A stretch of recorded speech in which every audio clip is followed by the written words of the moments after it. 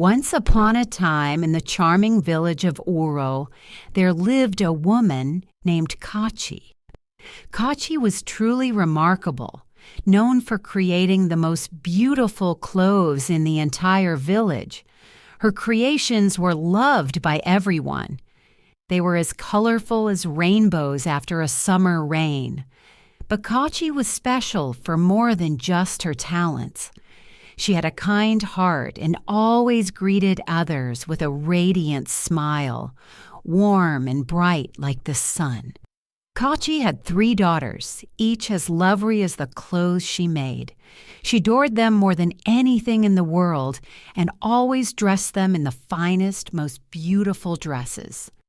The people of Uro often said Kachi had a heart of gold, for she shared not only her talents, but her joyful smiles with everyone around her, and her kind words were like treasures. Sometimes, Kachi would give away some of her beautiful clothes to those who didn't have much to wear. Kachi of the heart of Uro, people would say, marveling at how much joy she brought to everyone around her. Her home was always filled with laughter and the steady rhythm of her loom, a large tool used for weaving clothes. It would go click-clack, click-clack as Kachi worked. Her daughters would run around trying to help, making the house even more lively and joyful. The villagers loved visiting Kachi. They often brought her gifts of fruit and flowers to show their appreciation for her generosity. Kachi's kindness made Uno a happier place, and even the birds in the trees seemed to dance with joy whenever they passed her home. When Kachi and her daughters walked by, the whole village felt like one big family. With her generous heart, Kachi made sure everyone was smiling and dressed in beautiful clothes. She spent her days weaving, loving, and spreading joy throughout Uro, a village that loved her just as much. It was a place where kindness shone brightly, all thanks to Kachi, the beloved weaver with a heart of gold. One day, as Kachi was busy weaving, she suddenly felt a sharp pain. "Oh," she gasped, a bit frightened. Hearing her, people nearby rushed to help and quickly brought her to the village's wife healer. Something new was about to unfold in Kachi's life. The healer, with gentle hands and a kind voice, smiled at Kachi and said, "You're going to have another baby." Kachi's heart filled with joy, and she could hardly wait to share the news with her husband, Maisie, and their 3 beautiful daughters. They would soon welcome a new member to their family. As the months passed, Kachi's belly grew bigger and bigger. Though the pregnancy was difficult, the villagers were always there to support her. Finally, the day came when she was ready to give birth. Kachi endured 3 long days of labor, but at last a little baby girl was born. This baby was different. Her skin was as pale as moonlight, and her hair gleamed like spun gold. Kachi's heart swelled with a mix of rain and sunshine, joy for her beautiful daughter, but concern for what lay ahead. The baby was an albino, and in the village there was an old belief that albinos brought bad luck. It was as if a cloud had covered the sun. With tears in her eyes but hope in her heart, Kachi named her baby Tina, calling her "my little gift from the gods." But not everyone saw Tina as a blessing. When Mazi, Kachi's husband, first laid eyes on his new daughter, he was filled with fear instead of joy. "This is bad luck," he said with a frown. "She cannot stay with us." Kachi's heart shattered into a million pieces. How could her little Tina, so small and precious, be considered bad luck? Despite Marvi's harsh words, Kachi couldn't bear to let go of her child. "She's our daughter, our little gift," Kachi pleaded. After much persuasion, Mozzie reluctantly agreed to let Tina stay, but with a heavy condition. "I don't want to see her," he declared. This made Kachi deeply sad, but she held Tina even tighter, vowing to protect her no matter what. Kachi's other daughters didn't know what to think of their new sister. They had overheard their father's harsh words and noticed the villagers' whispers. As a result, they kept their distance, leaving Tina feeling isolated and lonely. Kachi did everything she could to keep her family together and happy, though it weighed heavily on her heart. Kachi worked harder than ever, weaving her beautiful clothes and trying to spread joy and kindness, even as her own heart felt heavy. Mozzie, however, grew more distant with each passing day, blaming all their troubles on little Tina. He was convinced she brought bad luck into their home. What had once been a happy household now felt weighed down by sadness. Kachi began losing friends and customers as people in the village started avoiding her. The whispers and superstitions about Tina's pale skin spread, and soon the village turned cold toward Kachi and her family. But through it all, Kachi's love for Tina never wavered. She knew her daughter wasn't a curse, but something truly special. "We will show them, my little moonbeam," Kachi would whisper to Tina. "We will show them all how wonderful you are." Amidst the whispers and loneliness, Kachi's love for Tina shone as bright as the moon. She clung to the hope that one day everyone would see Tina not as a sign of bad luck, but as a precious gift to be cherished. In Uro, the village where smiles and waves had once been abundant, things were changing for Kachi's family, even as the sun still shone and the birds continued to sing. There were shadows in Kachi's home after little Tina's arrival. Kachi, with her big, loving heart, tried desperately to keep her family and the village happy. She wove her beautiful clothes faster than ever, hoping the bright colors and soft textures would remind everyone of the joy they once shared. But it was hard, very hard. Mozzie, Kachi's husband, struggled to smile whenever he saw Tina. To him, she was nothing but bad luck. When his crops failed or the rain didn't come, he would point at Tina and say, "It's because of her," making Kachi's heart sink even deeper. Now that they were older, Kachi's daughters felt torn. They loved their mother and wanted to make her happy, but they also heard the whispers from the villagers. "Tina is different," people would say, their eyes filled with worry. This made the girls distance themselves from their little sister, leaving Tina to play alone. It wasn't just at home that life became difficult. When Kachi went to the market with her clothes that once brought her praise and admiration, people would now look the other way, avoiding her, as if her presence alone carried the bad luck they feared. "We don't want bad luck," they whispered, believing that Tina's pale skin was a sign of something ominous. Kachi's heart grew heavy. She had once been the heart of Uro, welcomed everywhere with open arms. But now, because of these whispers and fears, she felt alone. Still, Kachi continued weaving and, above all, loving, especially loving little Tina. To make ends meet, Kachi took on small jobs wherever she could find them. She cleaned houses, fetched water, and did whatever was necessary to keep food on the table. These jobs were tough and paid very little, a far cry from the days when her beautiful clothes brought in good money. Despite everything, Kachi's love for Tina never wavered. She would hold her close, calling her "my little moonbeam," and whisper, You are perfect just as you are." Kachi clung to the hope that one day the village would see the light in Tina that she saw. But the shadows seemed to grow longer. Nazi's sadness hardened into anger, and the distance between him and Kachi deepened. The house that once echoed with laughter now sat in mere silence, broken only by the rhythmic click-clack of Kachi's loom and the soft giggles of little Tina in Kachi's arms. There was a light within Kachi that refused to go out. She held on to hope for better days ahead.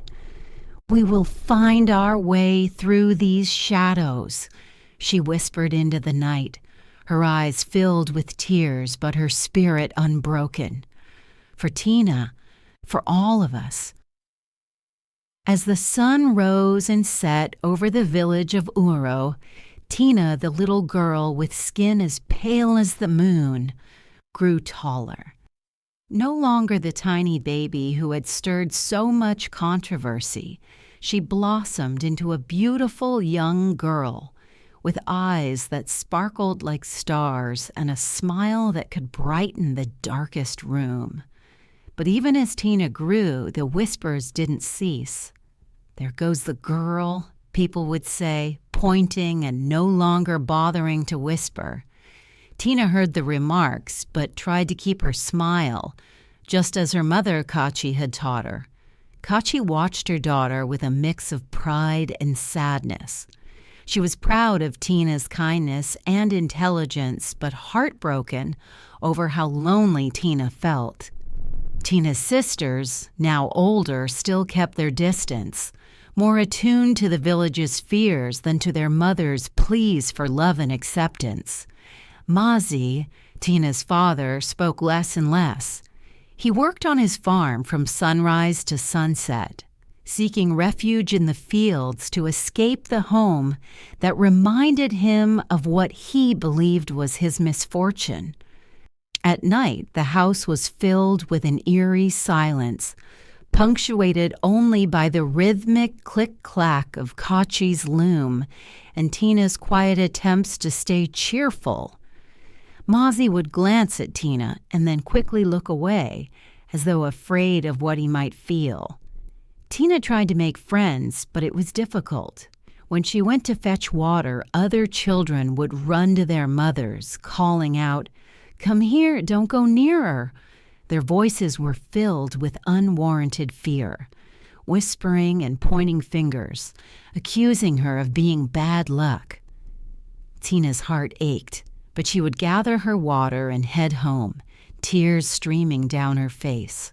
At home, things weren't much easier.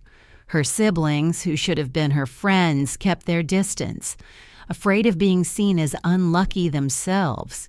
They wouldn't share games or secrets with Tina, leaving her feeling very alone, like a lone moon in a dark sky, shining all by itself.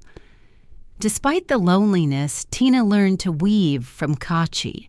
Her fingers became quick and skilled, and soon she was creating cloth as beautiful as her mother's. "You have a gift, Tina," Kachi would say with pride. "Your hands have magic." But outside their home, no one cared about the beauty Tina created. They only saw her pale skin. Tina often sat by the window, watching the world go by and wondering why she was so different, and why her presence seemed to bring only whispers and stares. Tina had so much love to give, yet her many smiles often went unreturned. Her heart was full, but it felt heavy with unshared affection. One day, as Tina sat weaving with her mother, she asked, "Mama, why don't they like me?" Kachi looked at her daughter, her own heart aching. "My child," she said softly, "sometimes people fear what they don't understand. But remember, you are deeply and truly loved by those who matter." As Tina grew, she blossomed in both beauty and character. Yet she also grew accustomed to her solitude. The village's rejection became a familiar ache. one she learned to endure but never fully understood. Her world felt small, limited to her home, her family, and her weaving. The vibrant village of Uro seemed like a distant dream, a place where Tina longed to belong but knew she never would. Despite it all, Tina's spirit remained unbroken. She continued to be kind, even to those who were unkind to her. She shared her smile even when no one smiled back, and she loved deeply, even when her love was not returned. In a world that didn't understand her, Tina's heart remained a beacon of warmth and grace. Tina remained a light dimmed by shadows, but never extinguished. After many years of feeling this way, she made a momentous decision. She could no longer stay in a place that only saw her as different, where being herself was viewed as wrong. "Mama," Tina said one quiet evening, her voice steady but her eyes sad, "I need to find a place where I belong." Kachi felt a storm of emotions. She knew the pain of her daughter's rejection and felt it deeply. Yet the thought of Tina leaving and stepping into a world so vast and uncertain filled her with fear. "Tina, my moonbeam," Kachi whispered, her eyes glistening with tears. "Are you sure?" Tina nodded firmly. "I need to find a place where my light can shine, Mama, where people see me and not just my skin." Kachi saw the resolve in Tina's eyes, the same resolve that had helped her face each day in a village that had turned its back on her. The night before Tina's departure was long and bittersweet. Kachi held her daughter close, sharing stories of ancestors who had shown bravery and love. "Wherever you go," Kachi said softly, "carry our love with you. It's your shield and your strength." As dawn broke, casting a gentle light over Uro, Tina packed a small bag with what little she had, some clothes, a bit of food, and her weaving tools. "With these hands," she told herself, "I'll weave a new life." Mazzy, who had been silent for years, found no words now. His heart was heavy with a mix of regret and a father's worry.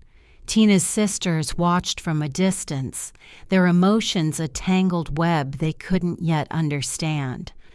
Kachi walked with Tina to the edge of the village where the morning air was quiet around them. There, Kachi gave her blessing, a mother's love sending her child into the world. "Go with the strength of our ancestors," Kachi said, her voice resolute despite her tears. "Find your place, my child, and remember that you always have a home here." Tina turned to leave, her steps determined. She looked back one last time, imprinting the sight of her mother, the woman who had taught her about love and strength, into her memory. Then she walked forward into an uncertain future. Behind her, Kachi stood with a heart both proud and broken, whispering a prayer to the winds, asking them to carry her love to Tina and protect her on her journey. Tina traveled for days, her heart heavy but her spirit unbroken. She crossed rivers and hills, each step taking her further from Uro and the pain she left behind. Then on a sunny morning, she came upon a new village nestled between green hills and sparkling streams. It was different, peaceful and welcoming. With hesitant steps, Tina approached this new place, hoping it would be the fresh start she had been seeking. As Tina entered the village, she braced herself for the whispers and stares that had once marked her existence. Instead, she was greeted with warm, genuine smiles from strangers who didn't know her story but were eager to welcome her nonetheless. In this new village, no one whispered about her pale skin or looked at her with fear. Instead, they saw her for who she truly was, a young woman with a talent for weaving and a heart full of kindness. Carrying the weaving skills her mother Kachi had taught her, Tina began to weave. Her fingers moved gracefully, as if they were part of the loom, creating fabrics that told stories, fabrics that shimmered with the colors of the sunrise and the tranquility of the sunset. The villagers were captivated by her work, marveling at the beauty of the soft clothes Tina produced. "Look at this beauty!" they would exclaim, touching the fabrics with admiration. Just like that, Tina found her place among them. She was no longer the girl whispered about, but the weaver whose hand-spun creations enchanted everyone. News of Tina's weaving spread quickly, drawing people from far and wide, not only to buy her cloth, but to meet the remarkable young woman behind it.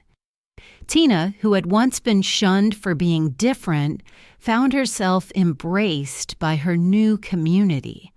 For the first time in her life, she felt truly welcomed and valued. Tina felt a profound sense of belonging in her new village.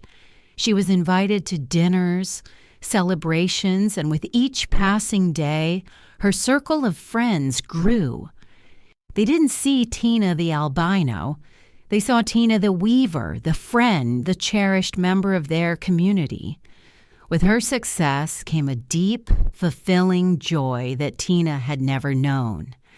Each day she woke up to a life she had longed for, but never dared to hope could be hers. Her past, filled with rejection and loneliness, seemed like a distant memory. In this new village, Tina was loved for exactly who she was.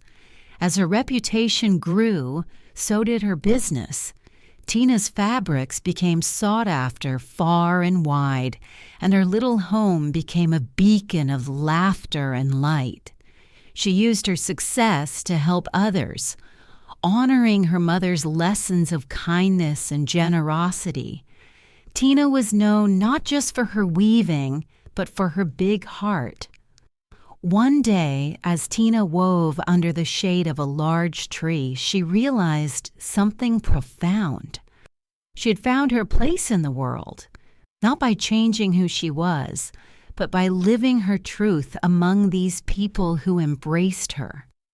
Tina was not just accepted, she was celebrated. Her new beginning was marked not by the end of her journey, but by the start of a new chapter. One filled not only with success, but more importantly, with happiness.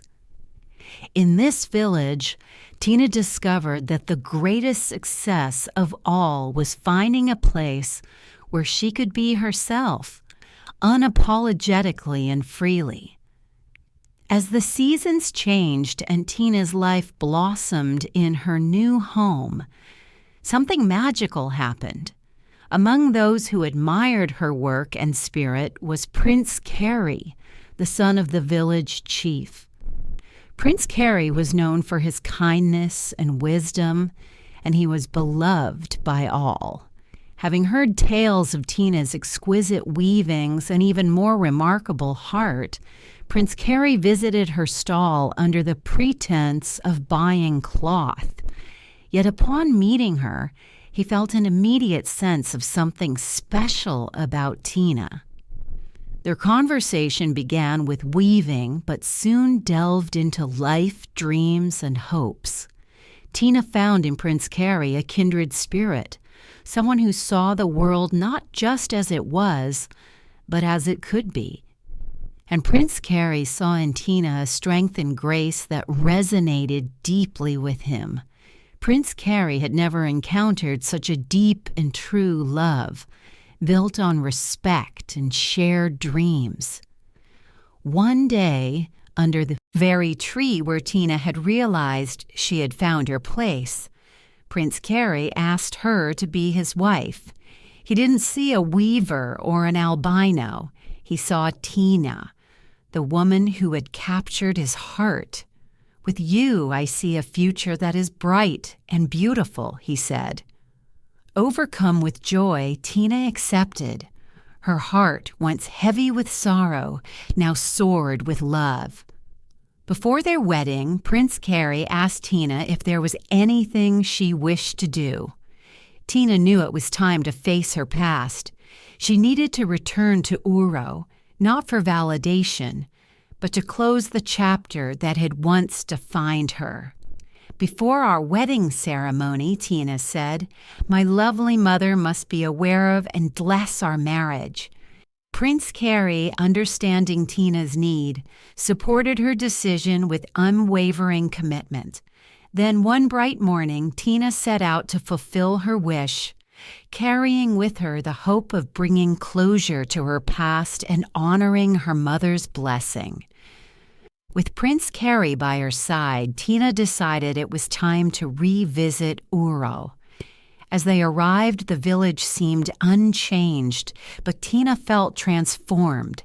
Holding Prince Carey's hand tightly, they walked through the village, and people stopped in their tracks, their mouths agape. "Is that Tina?" they whispered, amazed by how she now shone like a star that had found its place in the sky. The moment Tina had both dreamed of and feared finally arrived. She saw her mother, Kachi.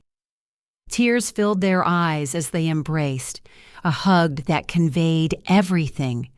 "I missed you. I'm proud of you. And I love you." Kachi looked at her daughter, marveling at how the once rejected girl had become a beloved princess, radiant and happy. Yet not all was well in Uro. Tina's siblings, who had turned their backs on her, faced their own struggles and had not found the happiness or success they had hoped for. Seeing Tina's newfound joy and status, they felt a mix of shame and surprise. Unable to face the village or Tina, knowing how wrong they had been, they chose to leave Uro in search of a new beginning, just as Tina had once done. Tina felt a pang of sadness, but understood that some stories must forge their own paths. She focused her heart on those who loved her and asked her mother to join her in the new village, a place where love and kindness thrived. Kachi, tears of joy in her eyes, agreed, eager to start a new chapter in the place where her daughter had found her fairy tale. Tina's return to Uro brought significant change. The villagers now saw her not just as the girl they once whispered about, but as a princess, strong and kind. Recognizing how they had treated her, they felt a deep desire to be better, to embody the kindness Tina had shown. Before leaving Uro once more, Tina addressed her family and the villagers. She spoke of love, acceptance, and the beauty of diversity. Never look down on anyone because of their appearance, she urged. Everyone is special, no matter their color. Her words left a profound impact, planting seeds of change in the hearts of those who listened. Tina departed from Uro with her mother by her side and her head held high.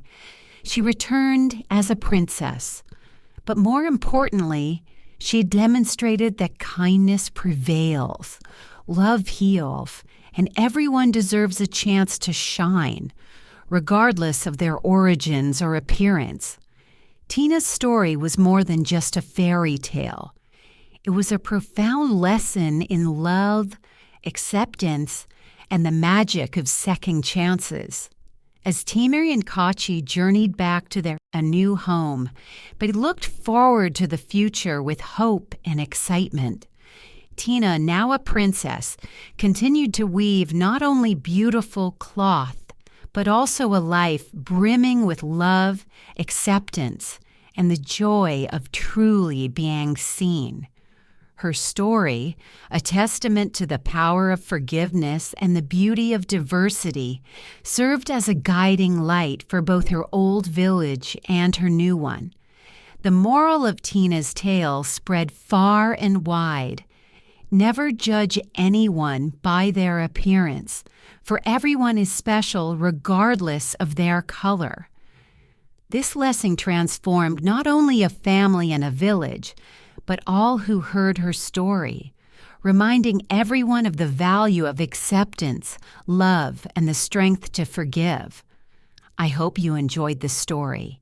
If so, please like the video, share what you learned from the tale in the comments, and don't forget to subscribe to the channel for more enchanting stories like this one. Thank you.